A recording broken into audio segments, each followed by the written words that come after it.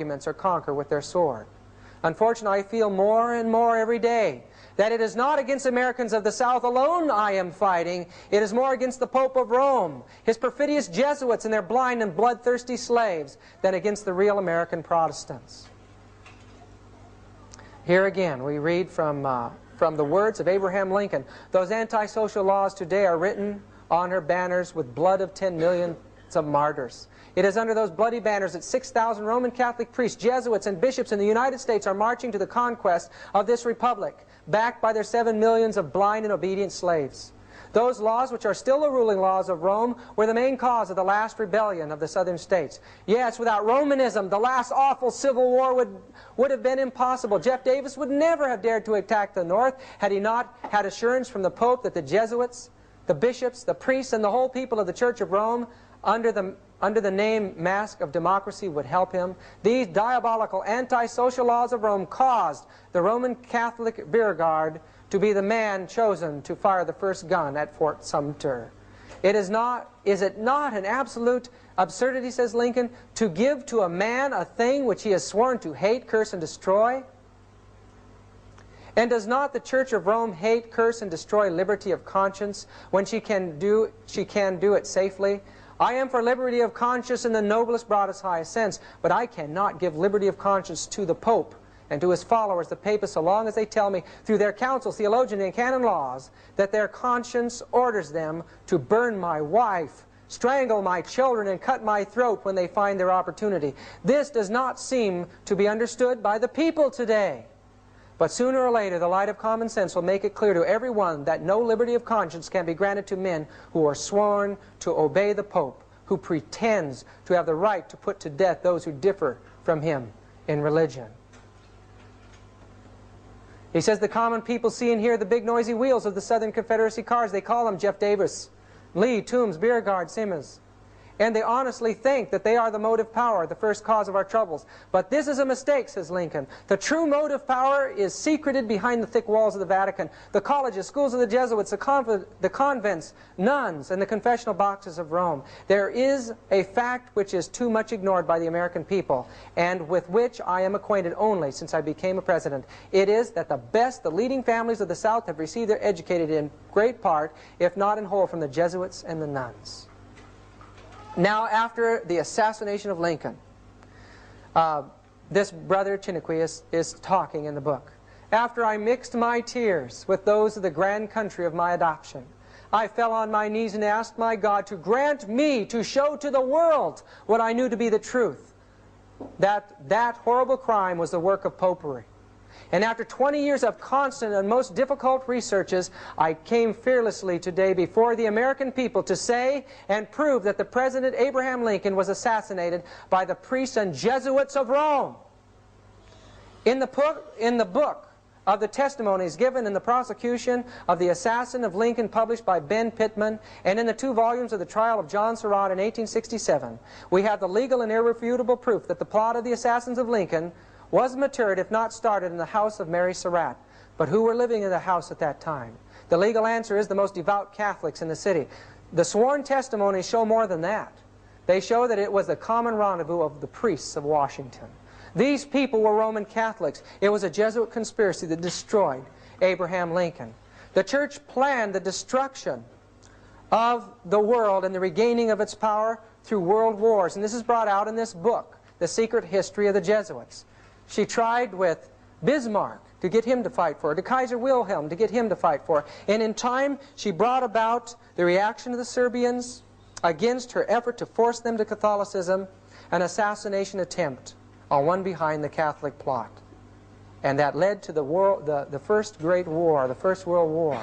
In time, this man, Pius XI, brought to power Mussolini in a desire to regain some political power. In time, in 1929, the Lateran Treaty was signed, and the church was given money and some land. But more than that, prestige again among the nations, and Mussolini was raised to power in Italy. In this book, The Destruction of Freemasonry Through a Revelation of Her Secrets, by General Erich Ludendorff, he brings irrefutable evidence, the evidence of court records before us in that book, that in Germany, In the secret societies, the Andrean Mason lodges there, they were planning on using the German people as a takeoff point for a war.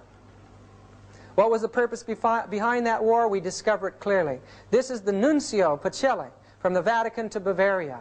There in Bavaria, he worked secretly with von Papen, and in time they signed a concordat between Hitler and the Vatican. Hitler was raised to power by the Roman Church. It was his relationship with them that made him the man. His speeches, his Mein Kampf were written by Jesuits, and he became a god in that age. And also, as the secret mechanisms of Roman Catholic subversion were taking place in the international world, we find that the I.G. Farben drug complex and the Rockefeller dynasty merged and formed the wealthiest and most powerful cartel in the world, and it was through them that Hitler was financed and brought to power. Hitler's rise to power would have been impossible without the secret financial support of I.G. Farben. The Nazi state became the means by which the cartel agreements were enforced. This is from the book World Without Cancer, page 286 and 287. Hitler himself stated, "I learned much from the order of the Jesuits.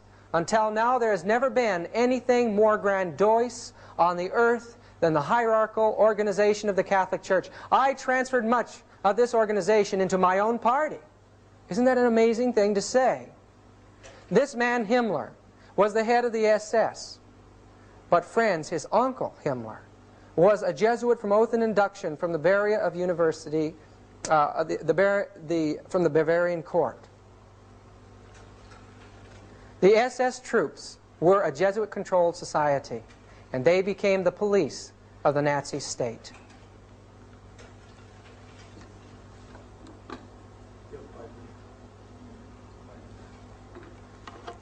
This book, Smokescreens, reveals a tremendous involvement of the Roman Catholic Church in the slaughter of millions of people. Here it quotes Hitler as saying, "As for the Jews, I am just carrying on with the same policy which the Catholic Church has adopted for 1,500 years. Franz von Papen is quoted as saying again in that book, Smokescreens, page 20 by Jack Chick, "The Third Reich is the first world power which not only acknowledges but also puts into practice the high principles of the papacy." What are the high principles of the papacy? What is the plan that the Jewish Church has for its enemies? You can see it in the faces of the people in the concentration camps. That nuncio that worked secretly with von Papen became the Pope after Pius XI. Now Pope Pius XII, supporting Hitler, but in time he saw Hitler's power waning.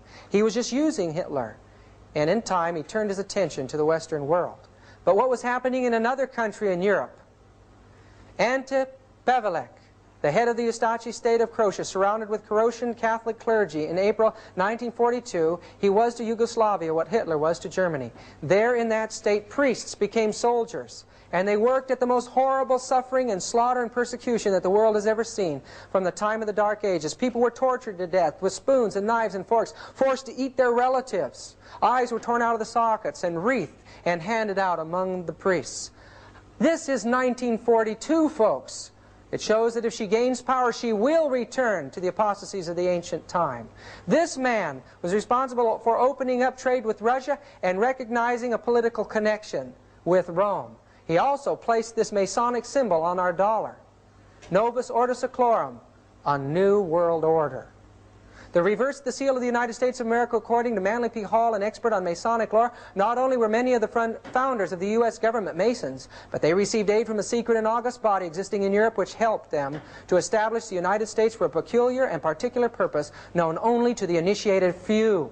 The Great Seal, says Hall, was the signature of this exalted body, and the unfinished pyramid on its reverse side is a trestle board setting forth symbolically the task through the accomplishment of which the U.S. government was dedicated from the day of its inception. Who dedicated this country? Many books have been published now that make it clear what took place during the years after the Second World War. First, the Church joined itself to the United States through Cardinal Spellman.